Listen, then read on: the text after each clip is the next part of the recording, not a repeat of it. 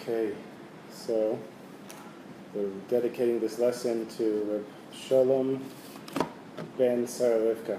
Shalom Brat, Shev Refuah Shlema, Bezrat Hashem. Fine. Amen. Refuah Nefesh, Refuah Guf. Okay, so welcome to drink water if you want some. Okay, here's the lesson. It's good when I bookmark it. Find it easier.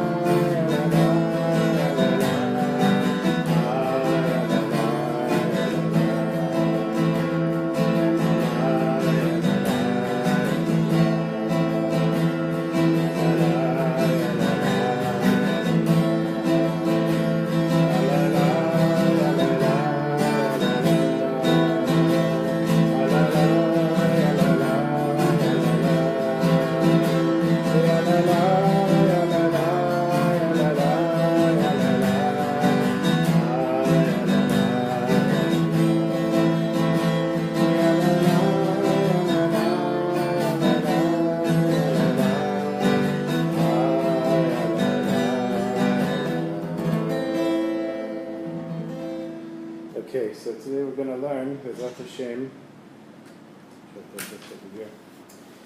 This is lesson 147 from Likutei Moran, Kuf Mem Zayin. Kamikaze. Kuf Mem Zayin. I always like to come up with something with Rashi Tevot. So remember it. Remember we learned Resh Pei Dalet, so that was a Ripud. Ripud is the stuffing in the chair.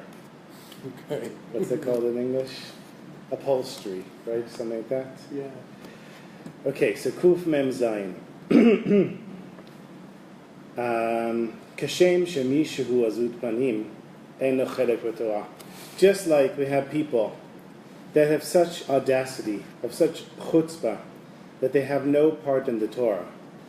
Kamo she'amu Rabotenu Zichronam Levracha, the sages of blessed memory said, Devar Tziva Le'erevto, that Hashem gave this thing, the Torah, for 1,000 generations. Shebikesh HaKadosh Baruch Hu Litein HaTorah le'elef Torot. That Hashem wanted to give the Torah for 1,000 generations. Ra'ah she'ein ha'olam mitkayem v'natana le'esrim v'shisha dorot. He saw that the world couldn't handle this. The world wouldn't last for 1,000 generations. So he gave it for 26 generations. So 26 generations from Adam until Moshe Rabbeinu. Natna le'esrim v'shisha dorot v'amad ushtalan. So he took these people that were left over in how many generations would be left? It's something like 970 something. So all these people that weren't going to have any part in the Torah, that were part of that whole section that Hashem decided to cancel out, he took those souls and spread them out over time, over the world and over time.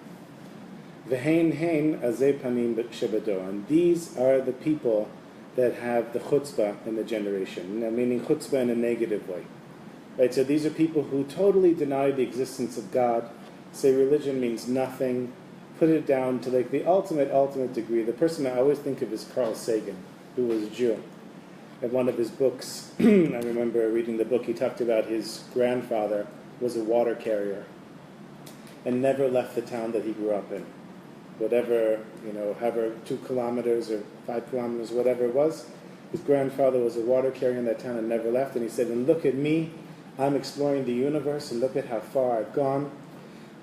Totally looking down on his grandfather and his religious way of life. And then what happened after he died? He had his ashes cremated and they were sent into space. So it's like the ultimate denial of the Jewish religion and God connected to it. Now maybe, for all I know, he was a hidden tzaddik. I'm not trying to judge him personally, but I'm just thinking of his example of somebody who at least outwardly seems like someone who has total chutzpah and doesn't, basically spits on Hashem in the Torah. Nimtza she'azei panim einam bechlan kabbalat haTorah.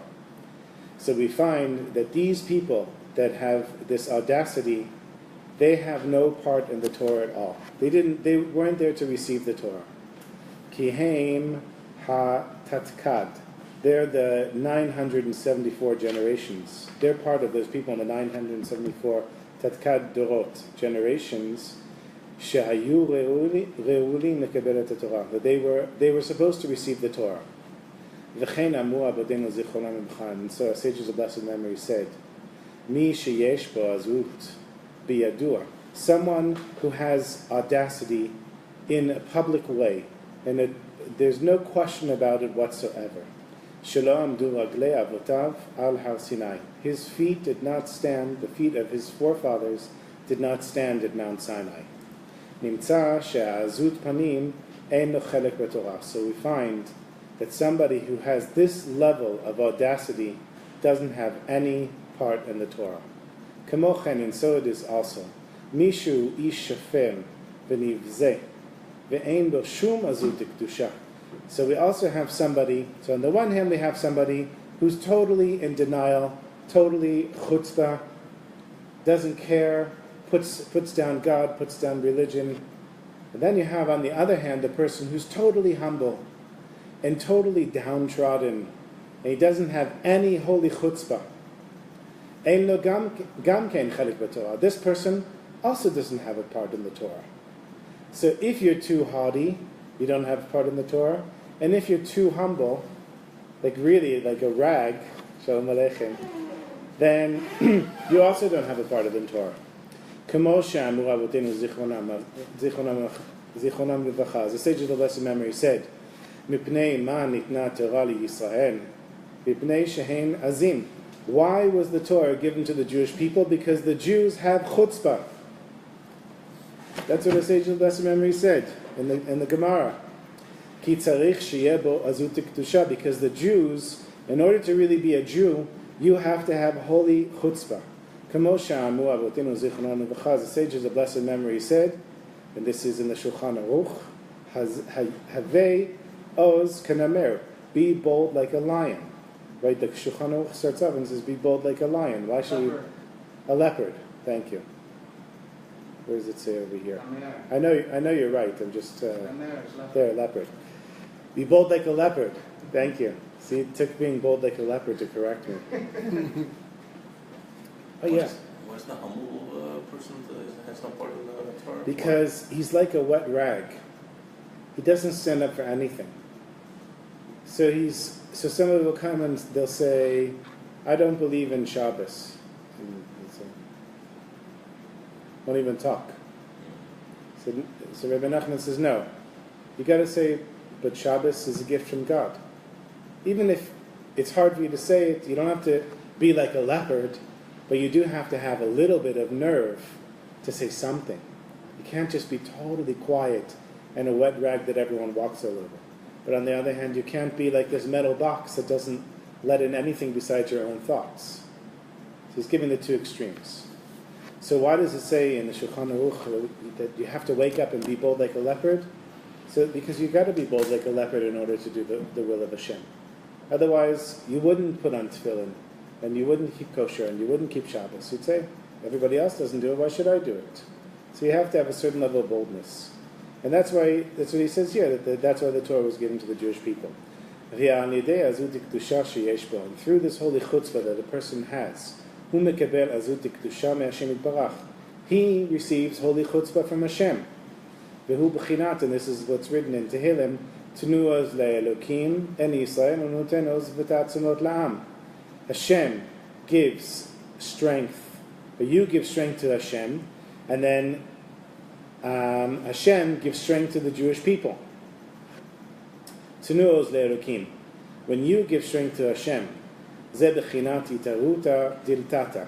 This is what's called an arousal from below. ועל ידי זה שיש לנו עזות קדושה לעמוד כנגד כל הקמים עלינו, למנוע אותנו מעבודתנו חס ושלום. And through this holy chutzpah that we have, to stand up against all those people who are trying to prevent us from doing what we're supposed to do as Jews and serving Hashem, God forbid. שאנו מתגברים בעזות גדול כנגדם, that we strengthen ourselves through this great chutzpah that we have by their opposition to us. This is called holy chutzpah.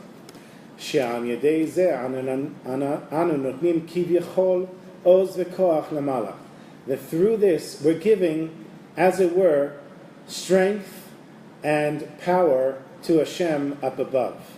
And this is what he means when he says, you give strength to Hashem. So a person is having a hard time. And he says, I know that I'm supposed to serve Hashem b'simcha, with joy. And I know that I'm supposed to have emunah. So I have no problem going to sleep tonight. Even though my electricity might be cut off tomorrow, I'm going to sleep. I'm not going to be worried about it. My electricity is not going to be cut off tomorrow. Just an example that I thought of. It has happened in the past, but that was just because the credit card was canceled and so many things. He goes to sleep. But you say, but no, I don't want to be happy right now. I'm pretty miserable. And the emunah thing, not working for me so well. But then somehow you get yourself roused up, and you say, no, I can do it. I really do believe in Hashem. And you start dancing, and you say, Hashem, thank you for cutting off my electricity, or maybe cutting off my electricity. And you go to sleep, and you sleep like a baby. So you now gave strength to Hashem. It was as if there was this wall, this ceiling, and you sent it all the way up, and it hit the ceiling. And then Hashem opens the ceiling, and it goes up to him. And then he sends it back down. So sometimes it comes from the top down, and sometimes it comes from the bottom up. So sometimes you're walking in the street, and you're just like, I love Hashem. Everything is great. Everything's going great. That's the arousal from above. You didn't have to work for it. Sometimes the arousal comes from below. You really have to work on it. And once you do, then Hashem sends it back down to you. That's what he's going to talk about here. And so then, upstairs is aroused from this holy chutzpah that you had. Right? You stood up to somebody who said, you're on the train, or you're on the airplane, and you put on tefillin, and you're feeling really uncomfortable, and everybody's staring at you. But you say to yourself, I'm proud to be a Jew. I don't care who looks at me. On the contrary, everybody look at me. Watch me put on tefillin. Watch me daven. That's called the holy chutzpah. And Hashem gets enthused from your holy chutzpah. And when he does, then nishba aleinu. He sends the shefa down to us. Bibchinat el Yisrael hu noten oz v'tatzonot la'am. So after we gave Hashem the energy from our holy chutzpah, he sends it down to the Jewish people. He gives us strength and encourages us. Barak and then Hashem sends down more ability to have holy chutzpah. And he gives us strength and power to stand up to the chutzpah of the evil side. Those are all of the chutzpahdik people that are in the generation that he mentioned before that weren't worthy of receiving the Torah. The only way you can stand up to somebody who's totally denying the existence of God and the purpose of the Jewish people is through holy chutzpah. Anyone have a question? I'll keep going if you do. Ask for a question if you have any questions. Ki she'ein lo azut kedusha, because when a person doesn't have holy chutzpah, bivadai yivatlu oto hamonim mitorato ve'avodato, then for sure he's not going to be able to stand up to these people who are telling him that what's the point of keeping Shabbos? You can't make any money if you don't work on Shabbos. And what's the big deal of eating this non-kosher food? What, just because some rabbi didn't milk the cow, you can't eat the candy bar? People can come up with all kinds of things, and you have to have holy chutzpah to stand up to it. Question. Yes, please. You said earlier about those that were not worthy of receiving the Torah. Is that what you said? Yeah, that was in the first part of the lesson. You want a review of the first part? Well, maybe you could, I thought you just read that now, or you were going back. No, you missed like the first few minutes. So what he said is that the sages of lesser memory said that the Torah was supposed to be given for 1,000 generations. But 1,000 generations was supposed to pass until the Torah was given. But Hashem realized that the world wouldn't survive. So he cut it down to 26 generations. 26 generations from Adam to Moshe Rabbeinu. And what happened to all those souls in the 974 generations? Source of that. First of all, it's Rebbe Nachman. Okay, but where's he getting it? He's getting it from the Gemara. It's from Chagiga, 14a. He quotes a few places here. Beitzah, Chagiga, Pirkei Avot. My question Yeah. is, it seems, why wouldn't God just give it from the get? If we knew what God was going to do, we would be God. There's no point in us being here. So why would God questions I can't answer? Well, you can try. I did. I just answered it. If you have any more questions, feel free to ask. Okay, so there's these neshamas that were in the generations, the 974 generations, that weren't going to get the Torah anyhow. So since Hashem got rid of them, he took the neshamas and sprinkled them around the world. And those are the people who are in total denial of God and total denial of the Jewish people. This is lesson 147. We can review it afterwards. Ki ein la'adam chelek b'Torah kshe'ein lo azut kedusha. A person cannot have a piece of the Torah, cannot be part of the Torah, connected to the Torah, unless he has holy chutzpah, meaning that he's willing to stand up for being a Jew. V'tzarich lefales darchav ech nitnaheg ima azut. But a person needs to be very careful to measure his ways and how he behaves with this chutzpah. Livli liyot chas v'shalom azut panim, so that you don't get to the point that you actually become a brazen-faced person, that you thought you were doing it from holy chutzpah, and then you turn out that you're just doing it from chutzpah. So you have to watch yourself and check yourself. Kihi midah ra'a ma'od kanan, because this is a very bad trait as mentioned above. V'yafam pichein yeh lo azut kedusha. But nonetheless, don't be fearful of having holy chutzpah. You still need it, but just keep yourself in check. Midata nava hu inyan acher legamrei. And being humble is a totally different subject. V'ikar midata nava sheyeh b'madriga sheyuchal lichtov al atzmo kamo Moshe Rabbeinu alav hashalom. Moshe Rabbeinu alav hashalom. What is the ultimate level of being humble?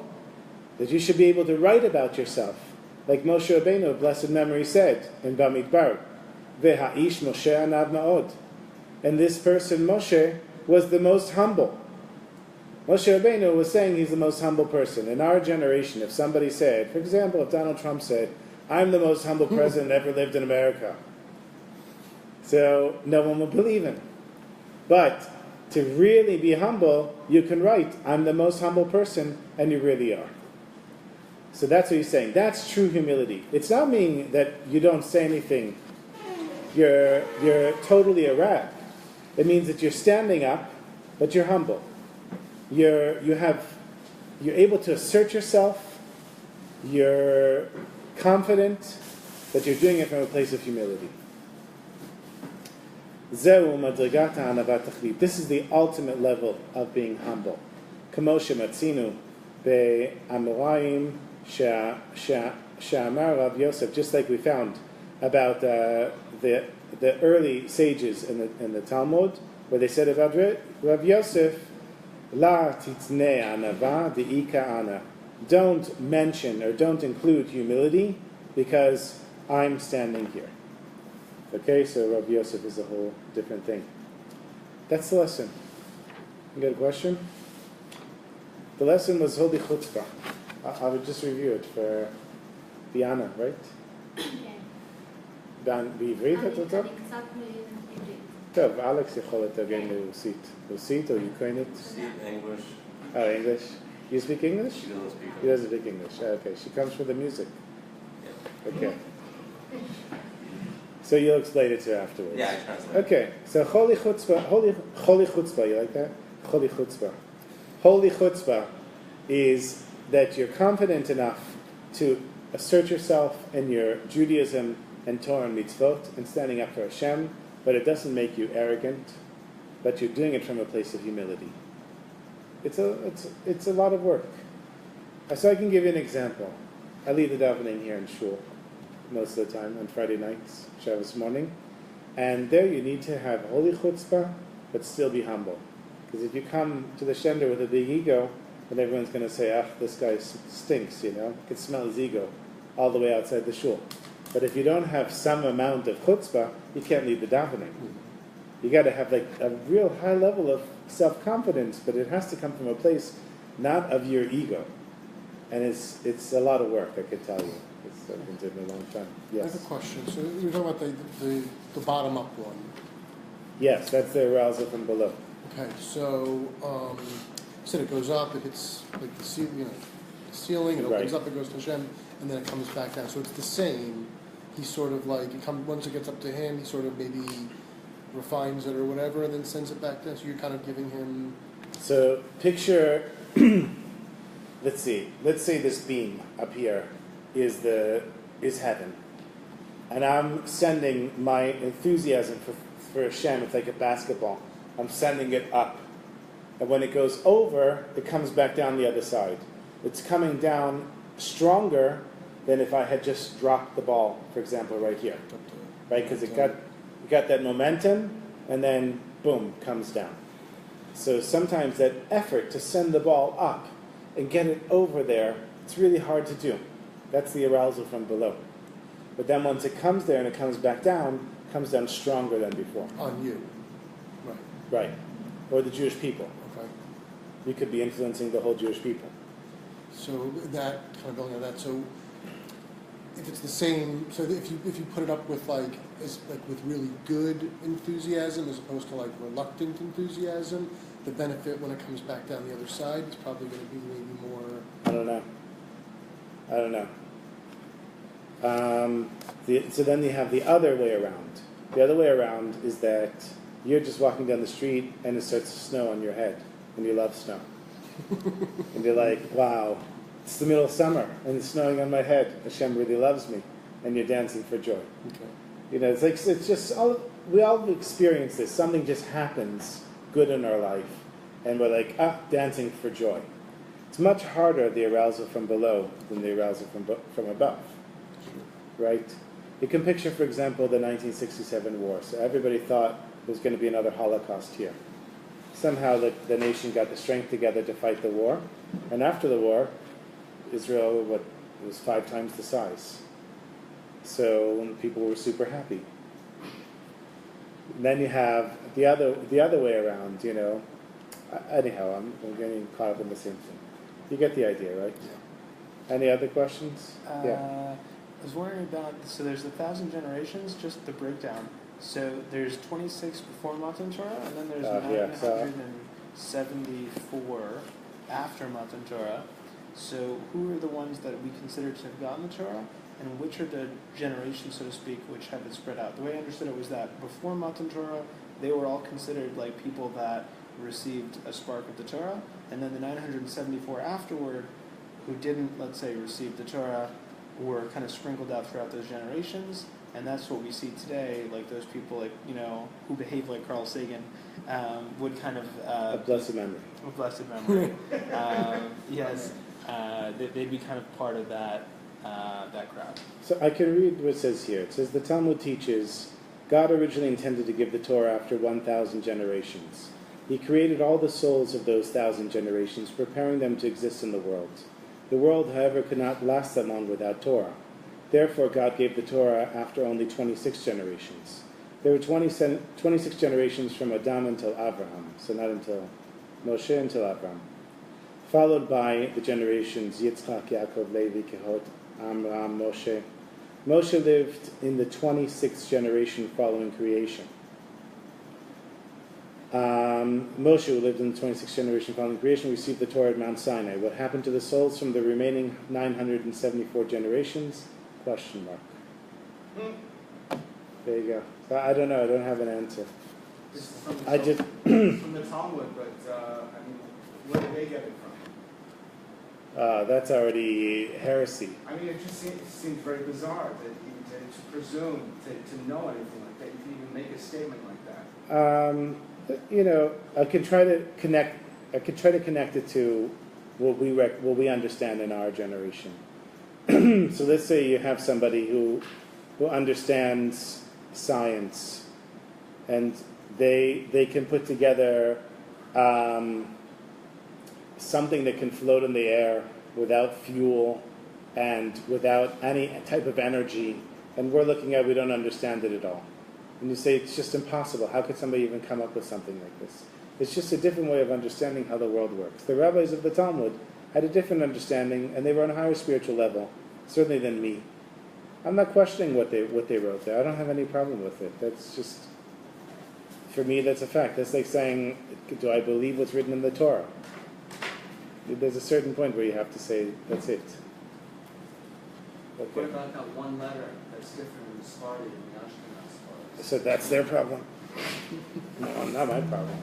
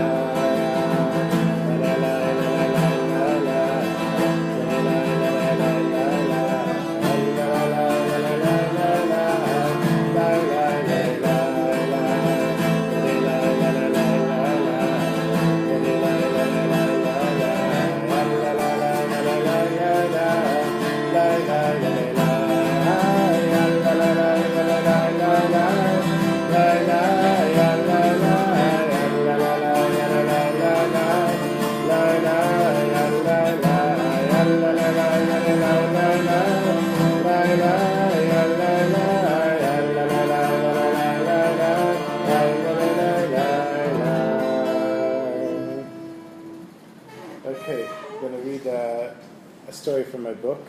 So, just so you know, I'm skipping the first few pages of the story.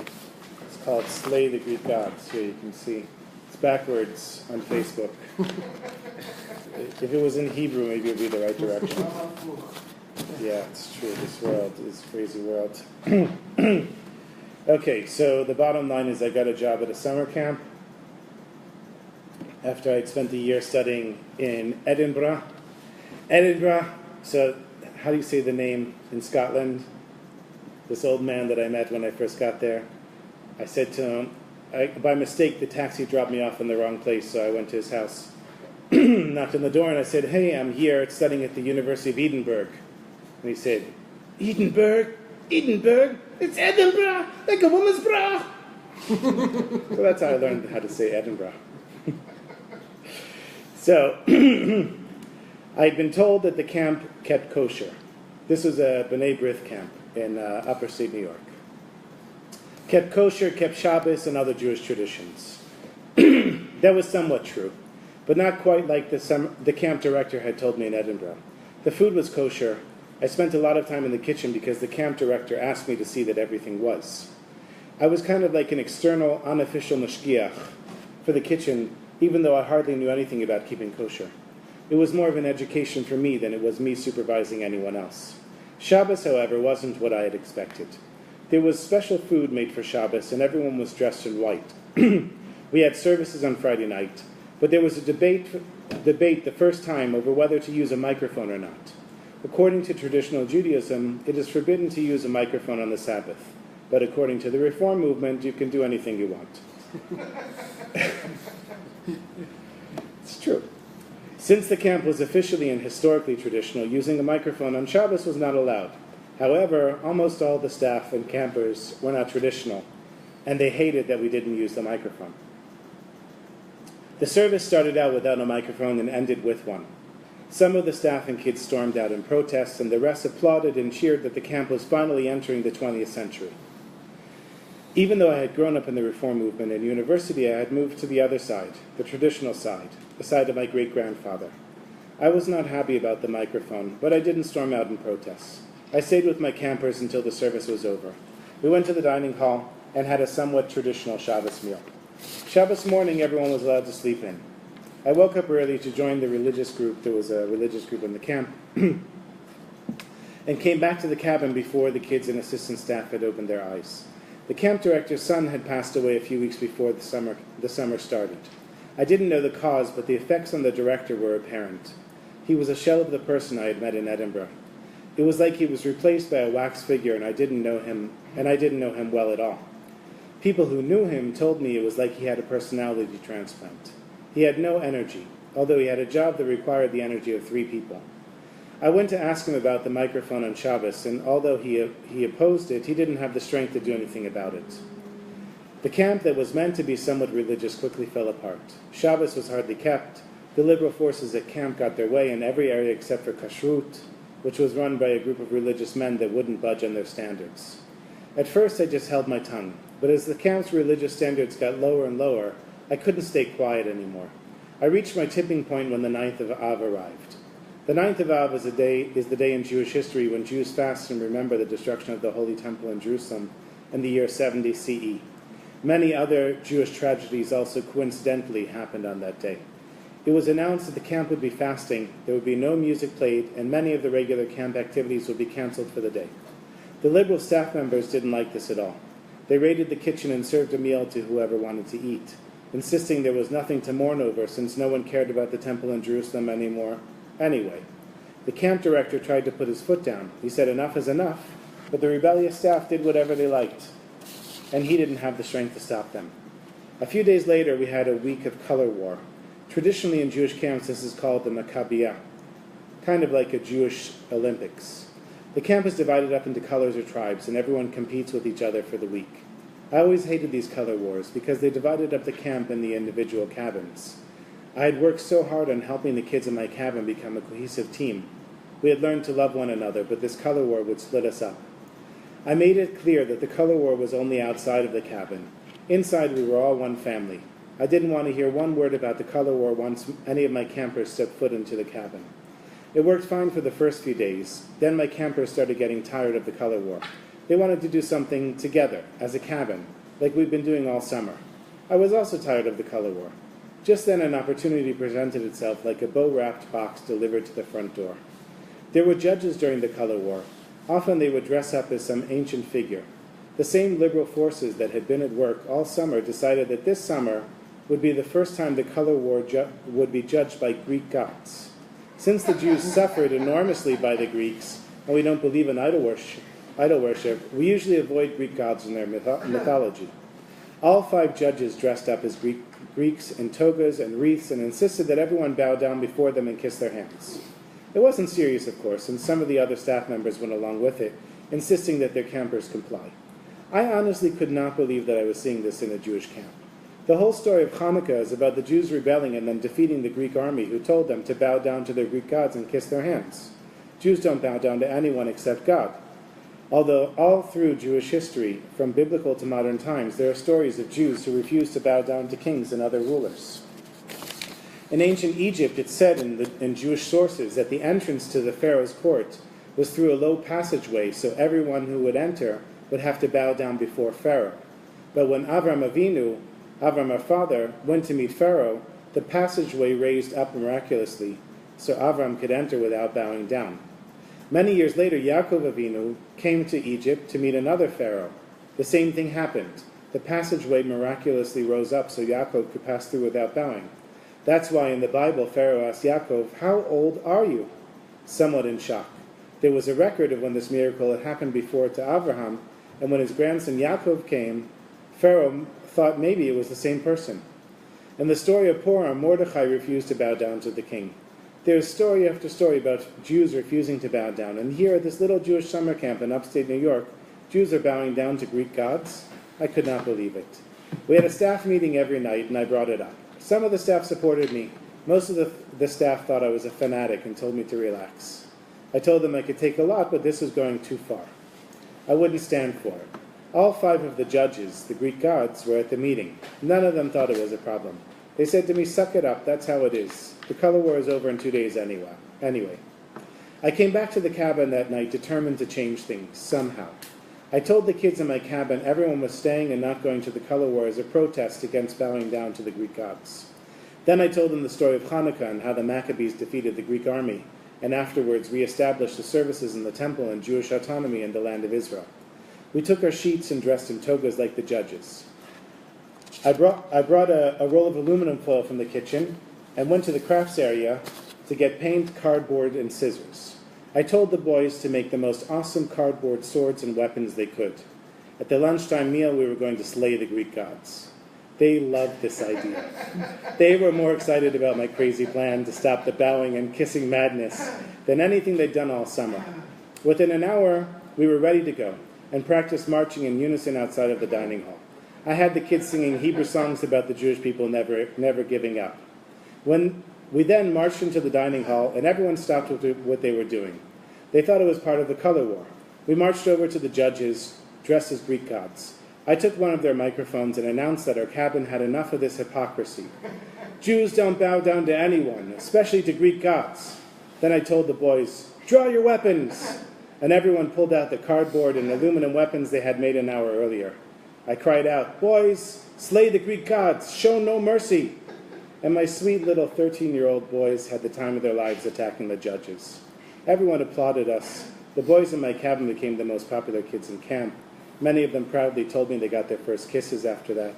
Every kid in the cabin that wanted a girlfriend had one. The cabin itself was united like no other group of kids in camp, and then a few days later I was fired. I was moved to the maintenance crew, kept away from the kids. True story. The kids that were in my cabin for this first session of camp always sought me out, but the kids in the second session had no idea who I was. That's how the summer ended. After that, I went back to Rutgers College to finish my last year of my BA. As soon as I reached the campus, however, I realized that there were more Greek gods to slay. Within a short amount of time, I got my inspiration back. So there's the story of a little bit of holy chutzpah. Okay, and then I've got a couple of Hasidic stories to finish us off. I'll play another song first.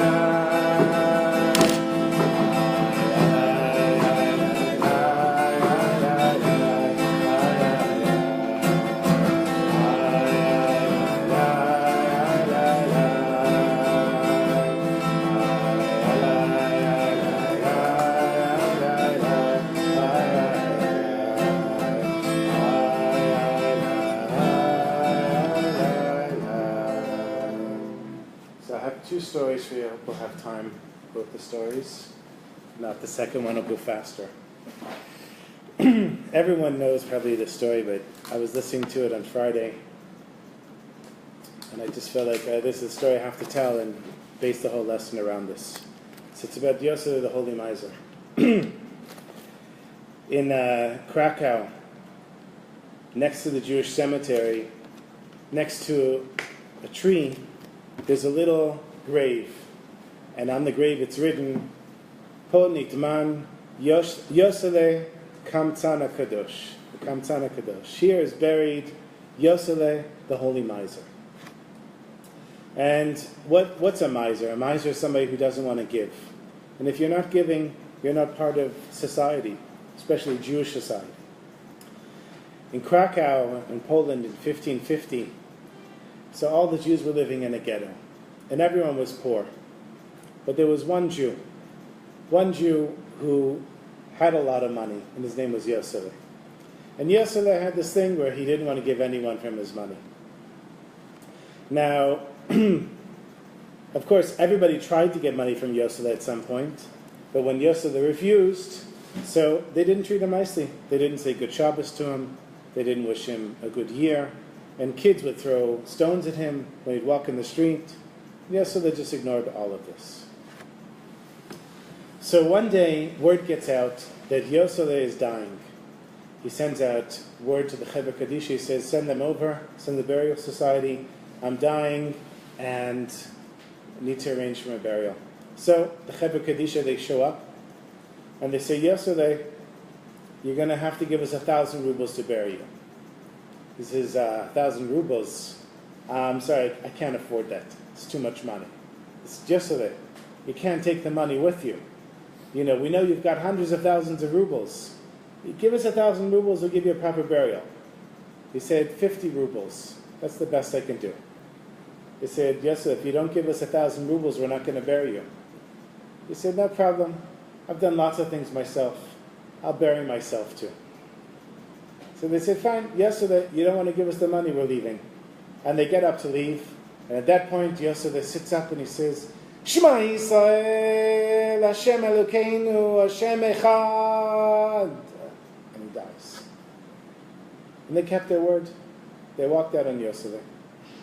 And they left him there. They left him there Monday, Tuesday, Wednesday. Finally, Wednesday night, one of Yosef's neighbors decides it's not fair. Okay, he was a miser. He didn't treat anyone well. And who knows what he did with his money.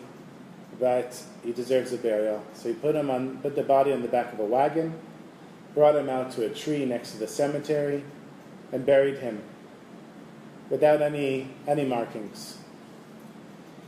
So comes Thursday morning, Thursday afternoon, and in Krakow there was a great Kabbalist whose name was Rebbe Nachman. I'm not sure which Rebbe Nachman, just the name of Rebbe Nachman in the story. And he was the head of the community. And this one poor Jew, he comes into Rebbe Nachman, he says, Rebbe Nachman, can you give me please 5 rubles, the Kovod Shabbos Kodesh? Rebbe Nachman says, yeah, sure, no problem. But where were you last week? And he said, last week it wasn't a problem, you know. There was an envelope under my door. It said the Kovod Shabbos Kodesh, it had 5 rubles in it. He says, okay, fine, no problem, here's 5 rubles. The next guy comes, he says, listen, Rebbe Nachman, I need 2 rubles, the Kovod Shabbos Kodesh. He said, where were you last week? He said, last week I got an envelope under my door, the Kovod Shabbos Kodesh, and in it were the 2 rubles. And this one comes for 3 rubles, and that one for 6, and everybody's got different amounts. At some point, Rebbe Nachman's room is filled with all these people coming and asking money for Shabbos. And he realizes where the money had to have come from. He realizes that the money came from Yosef, because Yosef was the only one who could have been giving this money. He turns to one of the poor people there and he says, tell me, did you ever visit Yosef, the miser? And they all said, yeah, we all visited Yosef. You know, everybody once in their lifetime, they think they can get some money out of Yosef. So we all knocked on his door, and Yosef answers the door. He has the biggest smile on his face. He says, please come in, my sweetest friend, have a seat, here's some coffee and tea. And we're sitting and we're laughing and we're talking, and he says to me, tell me what's your story. And I told him yesterday, I've been poor for 20 years, I haven't had employment, and I've got a family of 10 children, and I can't afford to support them. Yosef, if you could just give me 5 rubles for every Shabbos, just 5 rubles. And Yosef would write down my name and where I lived and 5 rubles and how many children I have. And then he would look at me and he'd say, are you crazy? You think I'm going to give you any of my money? This is my money. And they said, yesterday was a big man, and he picked me up and threw me down the stairs. And he screamed at me, you ever come back here again, I'll kill you with my own hands. So, Reb Hullman, he realizes that Yosef was a hidden tzaddik. Here was Yosef. He had everyone's address. He knew where everyone lived. He knew how much everyone needed. And every Thursday morning, he was slipping these envelopes that said the Kavod Shabbos Kodesh for the last 30 years under everyone's doors. Now Yosef was gone. And what did they do? They spit on him in the street. They never wished him a good Shabbos.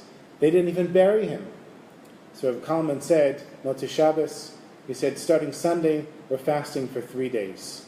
3 days to ask forgiveness from the soul of Yosef.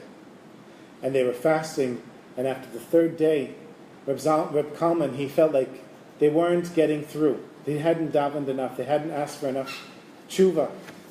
And so he opened the Aron Kodesh, and he said, Yosef, please, you have to give us a sign. Give us a sign that a tshuva has been accepted. And at that moment, he passed out on the spot, fainted. And everyone thought, God forbid, he had died, because they'd been fasting. And he'd been davening like crazy. But then a few minutes later, he wakes up. He says, everybody help me up. And he says, we can all stop fasting now. I'm going to tell you what happened. He said, when I passed out, right there, Yosef was standing in front of me. And I said, Yosef, please, you have to forgive us. And he said, Reb Hullman, please tell the people to stop fasting. This is exactly the way I wanted it. I only wanted the only one, Hashem, to know that I was giving this money. I didn't want the people to know. And I was more than happy that people spit at me and threw things at me and didn't wish me a good Shabbos. That's exactly the way I wanted it, and all the more so that you didn't even bother burying me. And Reb Hullman says, so how was it to not be buried? He says, eventually I was buried next to the tree. He said, but I wasn't by myself. I'm sitting here with Avraham Avinu and Sarah Imenu and all of the Avot and the Imahot and King David and Eliyahu Navi. They all came and escorted me into Shemayim. He said, but please tell the poor people that I miss them, because there's no poor people here in heaven. And there are no envelopes, Lekovat Shabbos Kodesh, here in heaven. He said, I'd give up my entire Olam Haba just for one more Thursday morning. I miss the poor people. So that's the story. And then there's a continuation of the story.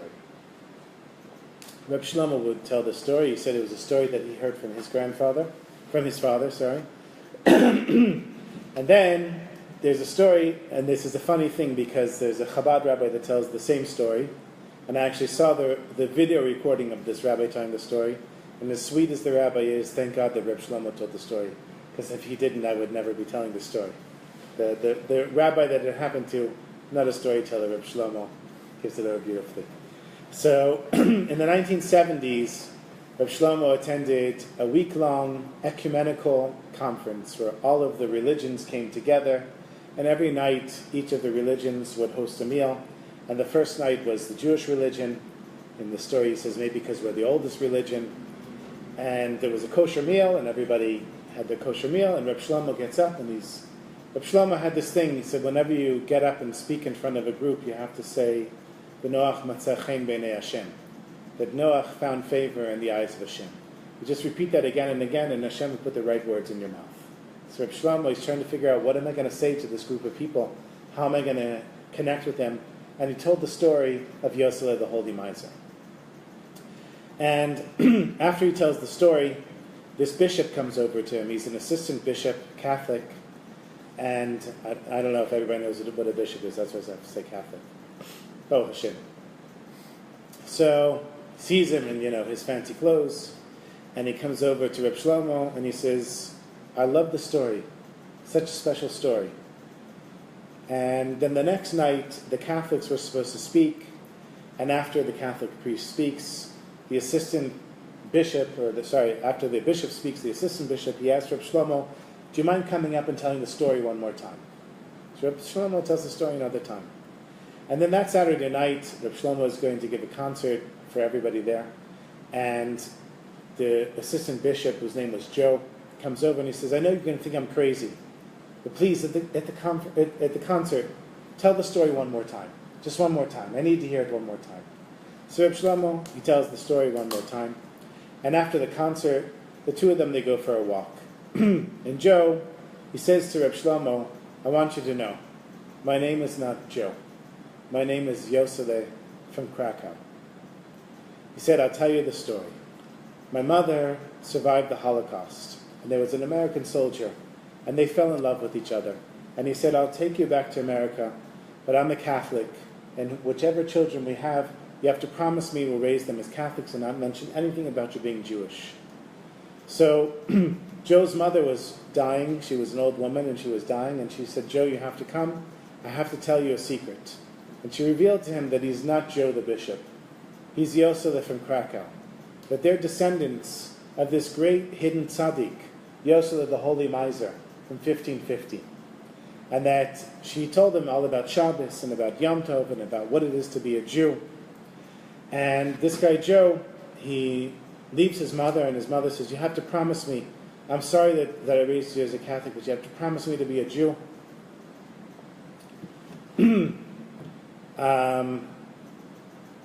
So he thinks to himself, what am I going to do? Here I am, I'm deeply invested in my career as a bishop, on my way up the ranks. But I'm a Jew. Am I Joe the bishop, or am I Yosele from Krakow? Which one am I? And he said, he davened to Hashem, however Catholics daven to Hashem, and he said, "Send me a sign." He said, and then the next day I come to this conference, and here you get up and tell the story about my great ancestor, Yosele the holy miser. So I had to hear it again, and again, and after I heard it 3 times, I made up my mind. And he shows Reb Shlomo a plane ticket. It says he's flying from wherever they were in America to Tel Aviv, and he said, "I'll write to you when I get there." And that was it. Reb Shlomo said he didn't hear from him until many months later. He gets a letter in the mail, and he says, "It's me, it's Yosele from Krakow. I'm standing here by the Holy Wall in Jerusalem, and I'm wearing a kippah, and I'm growing a beard, and I'm wearing tzitziot, just like my great ancestor, the holy tzaddik, did. And one day, when I find my beautiful wife, I'm going to write to you again from the Kotel and tell you how things are going." 5 years later, Reb Shlomo gets a letter, and it's addressed not Yosele from Krakow, Yosele from the holy city of Jerusalem. And he opens up the letter, and it says, "I want you to know, my sweetest friend, I found my wife, and we're getting married tonight, and I'm standing here at the Kotel, and I promised that I would write you, and here I'm writing you, and I have to thank you. And I want to tell you one thing." He said, "Don't stop telling the Joes of the world that they're not Joes. Tell them that they're Yosele from Krakow. That's your job, to tell all the Joes of the world that they're really Yosele from Krakow." So 2 lessons in Holy Chutzpah from Holy Tzaddikim.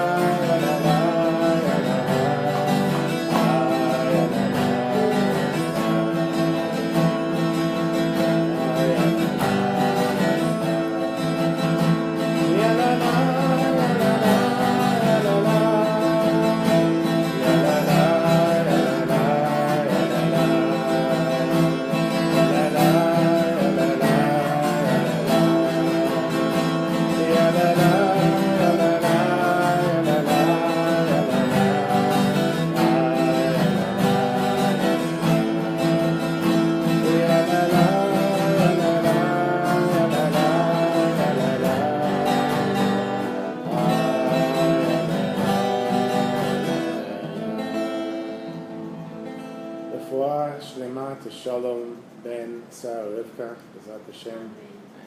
And thank you all for coming. And thank you everybody for watching. And next Tuesday, Bezat Hashem, we'll do it again. Thank you.